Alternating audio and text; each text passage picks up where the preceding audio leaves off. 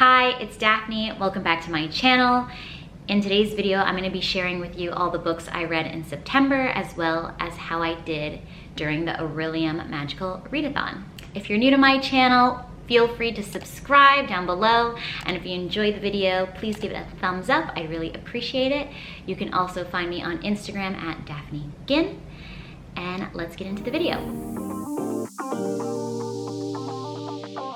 So in September, I read 10 books and I had 1 DNF. 6 of those books were romances, 1 was a sci-fi, 1 was a thriller, and 2 I considered fantasy, even though they're listed as romance, but I think they're just mostly fantasy. For the Magical Readathon, I read 3 books. You only had to read 2. If you're not aware, the Magical Readathon is hosted by G, aka Book Roast.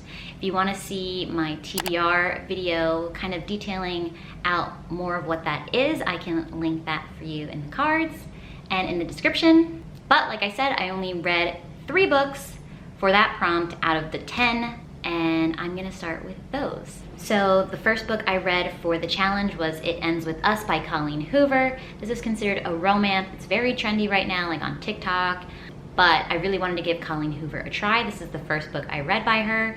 This is not really much of a romance in my opinion. It's a story about toxic relationships and abuse, and maybe it's even more of like a women's fiction because it's about this young woman finding almost like self-worth.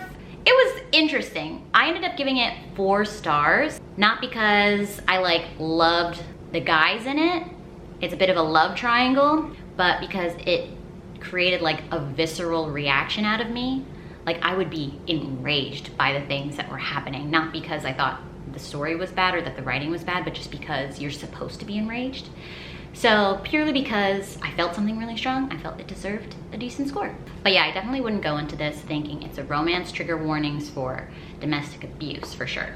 The next book I read was Project Hail Mary by Andy Weir. I did a couple of reading vlogs featuring this book. I had a really good time. I ended up rating it 5 stars. This is a sci-fi book about a man who wakes up on a spaceship and he has no idea what he's doing there, except that he vaguely remembers he's on a critical mission to save the world. And it was a lot of fun. It's very technical book, so there's a lot of detail on like him being a scientist and how he figures out like what the mass of things are. Like there's a lot of technical stuff in here, which I'm not used to. I don't read a lot of sci-fi. But yeah, this is interesting. The reading experience is a lot of fun because as he's remembering things and discovering things, you are as well as the reader, it kind of flashes back and forth between his current life on the spaceship trying to save the world and back when he was on Earth and this Project Hail Mary was being set up, and like why it was being set up, like why it was even necessary. The back part, like the Earth part, I didn't like, that wasn't my favorite part, but it's definitely important to the story. As I was reading it the whole time, I was thinking like 4 stars. But once I read the ending, I was like, that was so amazing. I'll link up the vlog where I read the end of this book, just because I think my reaction is amusing, and maybe you will too. But yeah, I would recommend this. It is quite long. It's almost 500 pages, so keep that in mind. But yeah, it was a fun time. So the third book that I read for the Magical Readathon, which is the last one for that, obviously there's 7 more books to get through, was Razorblade Tears by S.A. Cosby. This is a thriller book. I don't read a lot of thrillers, so this was new territory for me. I read this like at the very end of September, so I had like 2 days to finish it for it to technically like properly count for the challenge. So I like marked each 25% and read half the book one day and then half the book the other day. I was really forcing myself to get through it. I normally probably wouldn't have read this book that aggressively. I ended up giving this 3.5 stars. So this is about 2 fathers and their sons were married to each other. However, these fathers had really strained relationships with each of their sons because of their son's sexuality. They didn't have a close relationship with their sons. It was very strained, even though they obviously loved their sons. Both of these fathers have history in like crime. One dad spent a couple years, well, they both spent a couple years in jail. They meet each other for the first time because both of their sons were mysteriously murdered, and the cops have no idea what's going on. So these fathers take it upon themselves to right this wrong and avenge their children, kind of make up for being shitty dads, and it's pretty violent. The writing style wasn't my favorite. Like, I didn't super gel with the writing style, but the action was really, really good, and the violence was really intense and exciting. Overall, I'm glad that I read it. It's definitely not my typical pick, but if you like a thriller, maybe this is for you. Also, I wanted it to be a little bit more emotionally impacting, and I think it didn't impact me as much because of the writing style. Obviously, with the plot of, you know, homophobia and making up for past wrongs and learning how to be more accepting and loving and realizing love is love and like you should always be there for your family. I just wanted to be emotionally more impacted, and it just didn't hit because of the writing style. But it had good messages, and it was hella violent, and the ending was satisfying. 3.5 stars. So, because this is like magical readathon and all this stuff, it goes beyond September, and I joined this Discord group, so I created a little character. Everybody's creating their characters or whatever, and a part of the challenge, like in the future, is you create like their background. I talk more about this in my other video. Where they're from, what kind of magical creature they are, and they have prompts. They have book prompts to go with them. So far, I've read a couple books to add to those characteristics to my character that I made, and there's still some that I have to do. But I wanted to show you what my character looks like. So I named my character Sophina Laurel. This is what she looks like. I'm going to make her a fire earthling and elf. If you're in the know, you'll know what that means. I haven't read the books for those things yet, but I promise I will. And after I did the whole Novice Path thing with completing the books I just explained, I ended up being in the Mind Walkers group, which I'm so excited about. So if you're also a Mind Walker, hi! So I read 2 books to build up my character more. I wanted her to be from an urban city, so I read The Devil in Disguise by Lisa Kleypas, which is a historical romance. So this one was okay. I ended up giving it 3 stars. So this book is an amnesia story. The main female character is named Merritt and the guy is Care. He's like a whiskey distiller and she's a businesswoman who runs like a warehouse so people can move their items across England. They meet and have an instant connection. They have like a magical night together, and then something dramatic happens and the hero loses his memory and gets really injured. He doesn't remember her at all. So the girl wants to make sure he's good, so she just says that they're engaged so she can take him back to her family estate and take care of him and make sure he's good. And it's their romantic story from there. This story didn't super do it for me. I gave it 3 stars. I think it's because I don't really love amnesia storylines. It's because like I already know what happened as the reader, and then it's just watching them find out what I already know, which is not that interesting. And the ending was kind of like whatever. Like there was an underlying mystery of like why this dramatic, dangerous thing happened to him where he lost his memory in the first place, and it just was like lamely ended. Like it was resolved very lamely. If you read it, you probably know. Maybe you don't think it's lame, but I didn't love the end. And the romance was fine. All right, so then the next book that I read was for my character to be from a specific province, which is Ortheria. If you know, you know. If you don't, it's not a big deal. The book that I read was Gild. It was a fantasy romance. Like, I didn't see any romance in this book at all. I know there's like, all right, honestly, I've read 3 books in the series already, but I read 2 in September, so I'm only gonna talk about the first 2, and the 4th one comes out later, and I'm really excited to read it.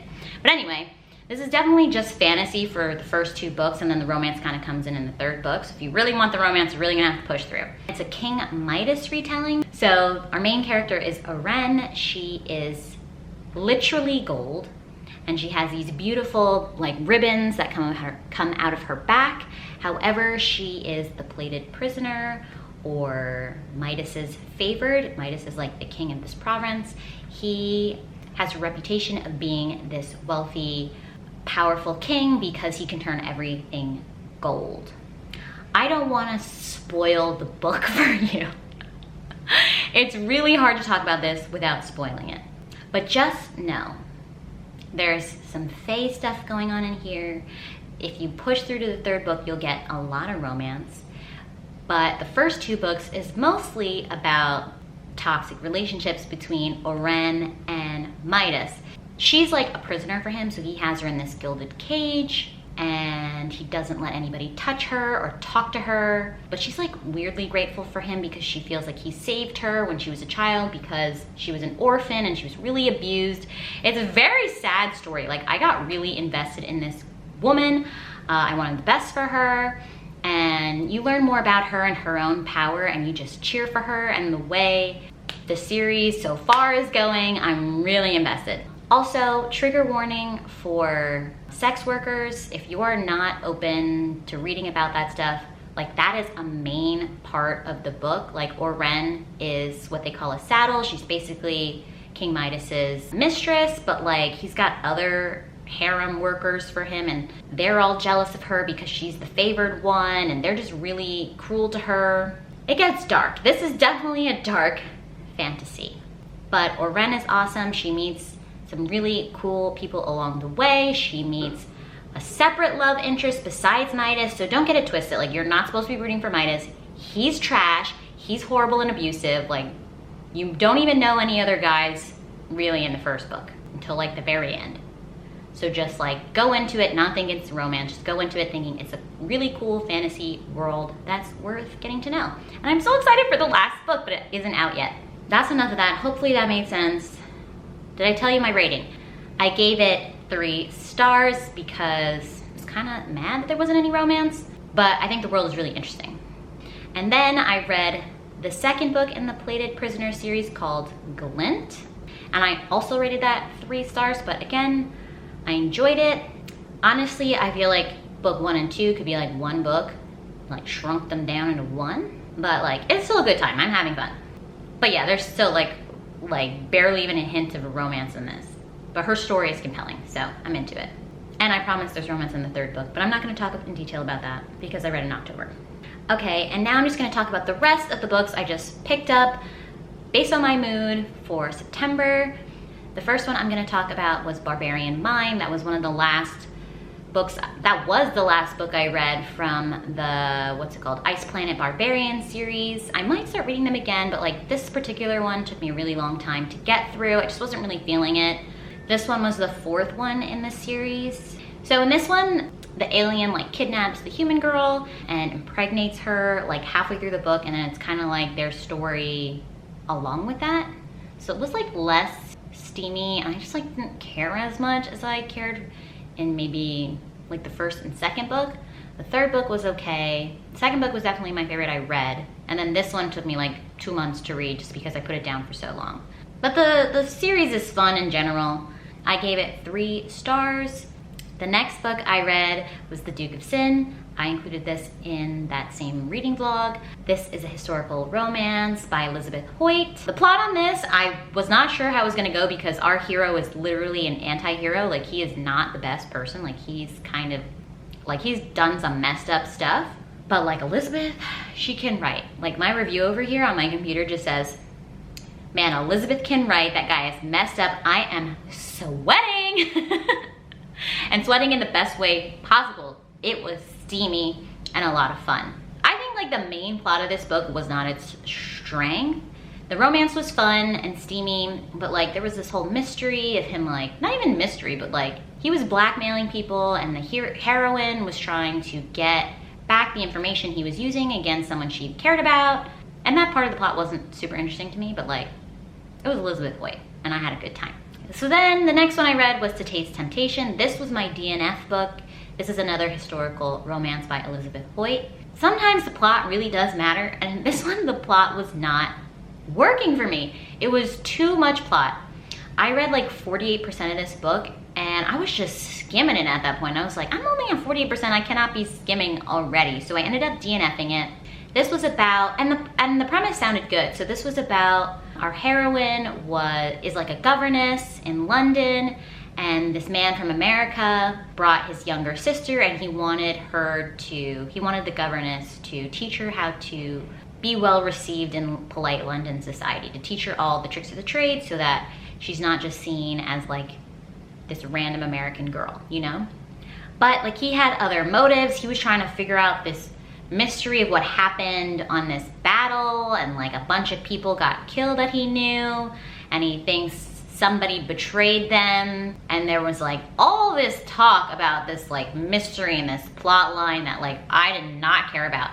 And there was like no romantic potential going on at like 48%. I was like, I do not care enough about this plot line to like even try to get to a romantic connection between these characters. I was like, I could just read something else. So I DNF'd it. So Elizabeth White isn't flawless, but that happens. And if you're not enjoying a book, like just put it down. Then I read another very recently hyped book, The Spanish Love Deception.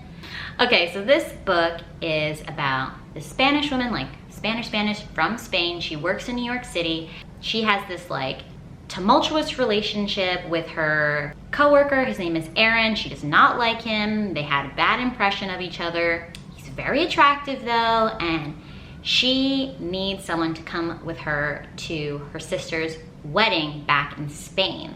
And he volunteers, and she doesn't have any other options. So she decides to take him, and it's their love story. This is like an enemies to lovers romance. It's contemporary. I ended up giving this book 3 stars. It was really, really long for like no necessary reason in my opinion. I would have given it 4 stars, but the ending was just so gag me. It was so bad. I was like, why are you changing your writing style all of a sudden? Like it was like the end and she was like, this is the big romantic moment. And it was like written in a way that was just too flowery. It was sickening, you know? So I knocked down a star because I was pissed. It was like too much. And it was awkward. I mean like, well, I won't spoil it that much, but like basically at the end, the Aaron guy was going through some personal stuff and she like runs to go see him and she just like makes it about her instead of just being supportive for his thing. But like her making it about herself was like this romantic gesture in the way that the author seemed to intend it. And I just was like not feeling that. But before that, like the story was fun. It's pretty steamy, not the steamiest thing that I ever read. I liked seeing how their relationship evolved and just seeing like how her family interacted with them as a couple, even though they were like fake dating. Did I say that? This is enemies to lovers and fake dating because she takes him to the wedding saying that he's her boyfriend, even though he's not.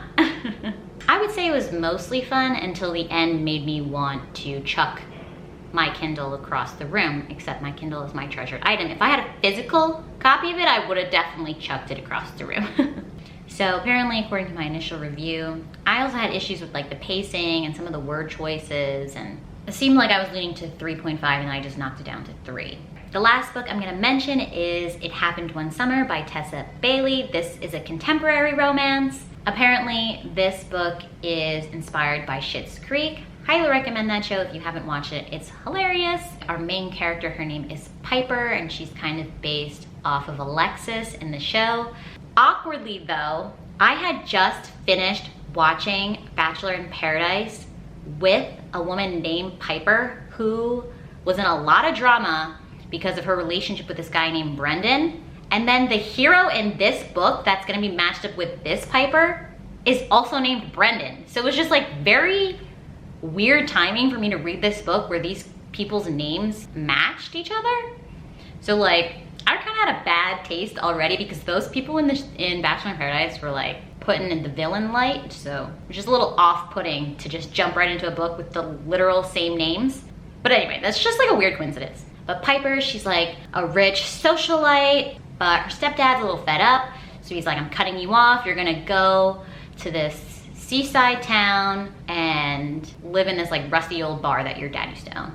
Her sister's really nice and she decides to go with her. They end up deciding to like renovate this bar to kind of prove that they're not incapable human beings and get out of this like cut off situation sooner. There she meets this fisherman named Brendan, and he's a widow and he's still trying to come to terms with that, I guess. He's been a little bit stagnant in his life, and Piper is so different than his normal routine that she forces him out of his comfort zone, and it's really sweet.